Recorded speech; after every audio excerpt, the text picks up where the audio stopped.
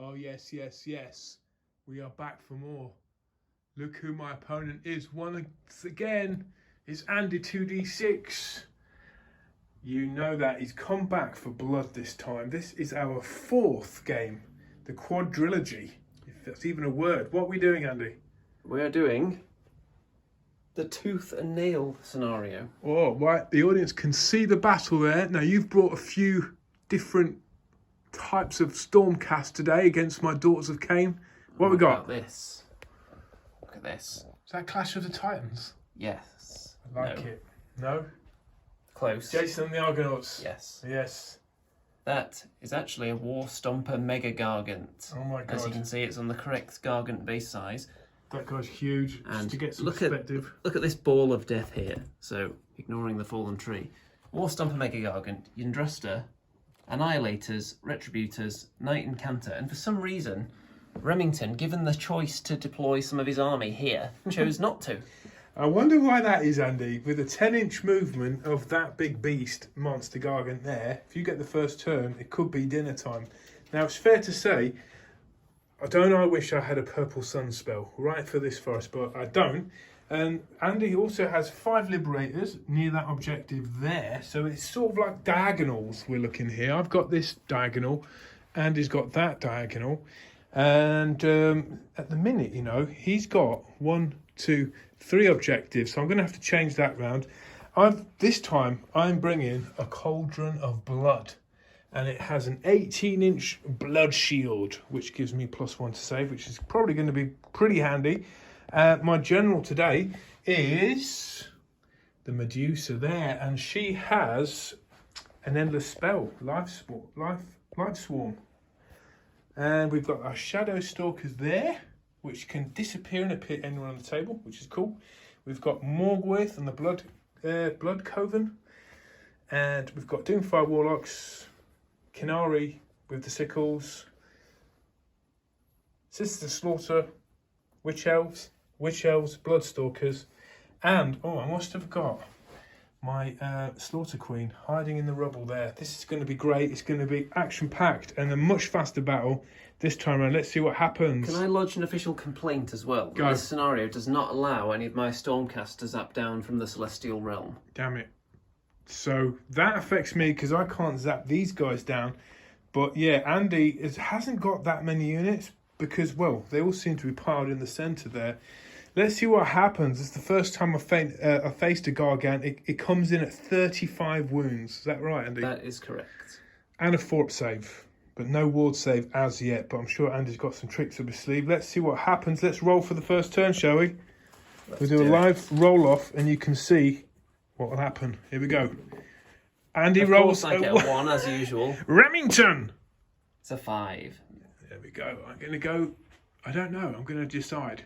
I won the first turn because Andy rolled a 1, and can you blame me? I decided to go first. I moved these guys with the left flanking position, shot with the Khainite Shadow Stalkers, and just focused really on the Liberators and destroyed them in combat. You've liberated the Liberators. I've liberated them back to the realm of freedom, or Azir. And over here, I think I completely overdid it. I cast Mind Razor, which is like ridiculous, gives you +1 damage. And what else did it do? Rend. And +1 rend. So these ladies just destroyed 5 Liberators. The Medusa didn't even attack, and in fact, nor did the Liberators. But the Liberators over here did get to attack, and they killed 2 poor Khainite Shadow Stalkers there. And yeah, we tried to take some wounds off that Gargant. He did save them, but we managed to get one mortal wound through on him, so he's down to 34 wounds now. And now it's Andy's turn. What's he going to do? He's lost 2 of his units. He's got these thing in the middle. I mean, what would you do? He's going to fan out maybe, or is he going to just go head towards my general? Who knows? It's going to get ugly. Andy? It's going to be golden. And points for this turn? This is just my first turn. Well, you've got a victory point for holding an objective. 1 there. You've got a second one because you've got 2 or more objectives. That's 2. And then you've got a third one because you also have more than me. And that's the third one just so underneath there those. you go. 3 victory points for Remington. And I don't think I used any command points. Not yet. So, not yet. Here we go. Andy's turn. Andy's first turn.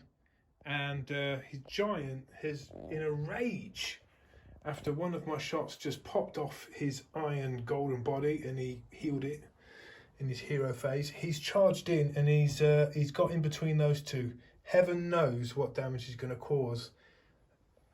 But Andy's looking for a very swift bloodbath over there. And over here, we've had 2 casualties from the Judicator shooting here. Morgwith saved hers with a ward save.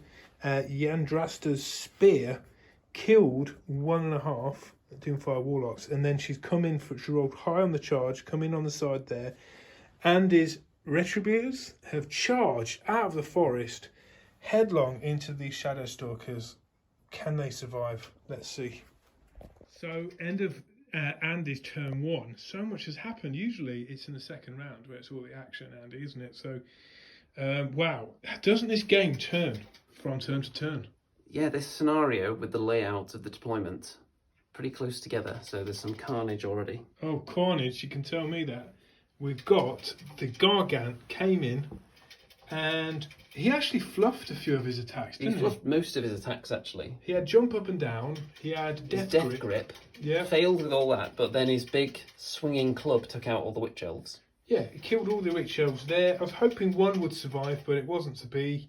The Blood Stalkers there, they got off scot-free without any damage. So perhaps I can capitalise on that somehow. Did I get any more wounds on the Gargant? I think I might have got You've got him up to 7. So 7 wounds off him. So it's on 28 wounds. Yes. Right? And now over here, wow, these retributors caused devastation there. I didn't even get to hit with those, really, did I? No. He saved the one umbral blade slice that I did manage to get off you. And yeah, you killed all the Shadow Stalkers, which is a thirst for you, isn't it, Andy? You've never killed all those. But sure is, but they've never had retributors charging into them before. No. And over here, well, you scared off the Doomfire Warlocks because they just couldn't do any damage to you, and you killed most of them, and they fled in battle shock. Morgwith survived her battle shock test, and I put a command point on the Shadow Stalker Queen, Shroud Queen, and she survived it. So, Lord knows what will happen if Andy gets the next round, because if he does, I think we can say ta-da to the Shroud Queen. We can probably say ta-da to those Bloodstalkers, and the game will have firmly turned in Andy's favour there, surely. Did you put your victory points in? Yes, I've only got 2 to your 3 at the moment because the Gargant is not worth as much as the models you've got around it. Right, and yeah, and what's happening back here, I've still got a fair amount of troops here that have held back in sort of reserve, just because I just want to see if I could actually do anything with my Vanguard units, you could say. Perhaps that was a mistake, I don't know. We'll see, because we're going to roll off for turn 2 already. Here we go, Andy. See if I can roll a 1 again. Here we go. Remington! It's a 5. Oh! Could be looking at the fabled double turn here. Do you want to make a choice live for our viewers, or...? I think I will make the choice now that I am going to take the double turn right now. Oh, God. Oh, God. I will see you guys later when I've only got a few units left. But we'll see. You never know. A minute there to collect my thoughts, because that was annihilation from Andy. Yes, look, he's looking a bit happy now. I'm looking a bit sadder. Let's start over here. Yandrasta missed with her... No, she missed with it? No. What happened there? You tried to spear... I tried to shoot them off first, the unit that you had here. Yes, my Shroud Queen was totally alone in the missed fight. with all the Judicators. Yeah, so you had to... Had to use Yandrasta's spear to finish her off. Yeah, and that worked because it's just like a homing missile. So that did kill her. And that freed up these Retributors to then charge into what was left of Morgwith the Blooded. I believe they did get an attack because Andy chose to fight with the giant first. We'll come to that in a sec. I think they managed to get 1 wound on the Retributors, and when the Retributors hit back, they just annihilated them. They get some bonuses on the charge, and their weapons do a lot of damage. But here's the big story. Speaking of annihilation, the poor Slaughter Queen, who was hiding out in this kind of tower. What's the word for this? the Dragon Fate Deus. Yeah, the Dragon Fate Giants. Deaths. She thought she was completely invulnerable, and Andy re-rolled a charge because he failed his first one. Decided not to charge into the Witch Elves, but instead to charge into the Slaughter Queen, which was horrible because I didn't even get a chance to attack, and I had some tasty artifacts on her, which could have dealt some damage. She didn't even get attack, and the Annihilators did what they're supposed to do. They annihilated. I was within 3 inch, so Andy, am I correct? The Witch Elves were able to pile in, and they might have done 1 wound. They did a single wound to the Annihilators. So if you can call that a victory, I'm going to take what I can. Over here, the Giant pretty much fluffed his attacks. Again. Once again, jump up and down didn't really work. The Death Crypt failed, and were you shouting or something? Just his big club that took out 2 of them. Yeah. And I managed to get a wound off him with sacrificial knives, which is a bit of a comedy. Go for the ankles. Yep, he's now down to 27 wounds. Yep. So I've still got to take a few off. I don't know what to do now. Andy's reclaimed that objective, and this is only turn 2. I think him having the double turn did make somewhat of a difference. I did manage to kill enough here to claim this objective as well, so I'm going to get max points this turn. Wow. But you could get a double turn next. We'll see. I've got to take my second turn. So because it is the second turn, and because I'm Hagnar on the Blood Rights table, I'm rerolling ones to hit. I've still got my general alive. She's over there. She's not sure what to do. Let's find out what I do, though, in the next round. So we've just had my turn 2. That's Remington Steel. We're about to start turn 3. This is what had happened. The Gargant was being assailed on all sides from the Sisters of Slaughter there. So I'm just pointing there. You can see the snake. I'm trying to hide the fact that, like an idiot, I put my Medusa in the combat, and but I also put these heart renders in the combat there, and I chose these guys to go first. Probably a massive mistake because they fluffed all their attacks basically. I might have got 1 wound in. I did put all out defense on, so she saved like 9 wounds. Saved all of them. I had like 4 command points. I've no idea what to do with them. I need to really learn more about them. Not that, it's all about rend against Stormcast, and I don't really have any, especially now my Medusa got killed, because then Andy, his Gargant went next and put all its attacks, including its Death Grip and its jump up and down, which basically, the combination of all those and me not having a decent save killed my general, killed the Medusa. Did you have more success over here, though? Oh, I did. So, the Hag Queen on the Cauldron came in there.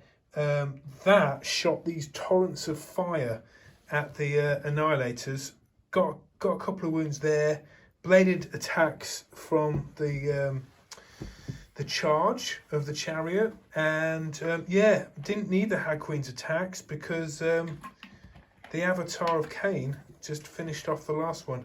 So they fluffed. These guys have reclaimed this objective, and they're sitting fairly pretty there. You've got this one as well. Unbelievably. Because you've got more models within 6 inches of it. I've still got this, and the Sister of Slaughter did manage to get a couple of wounds off the Gargant.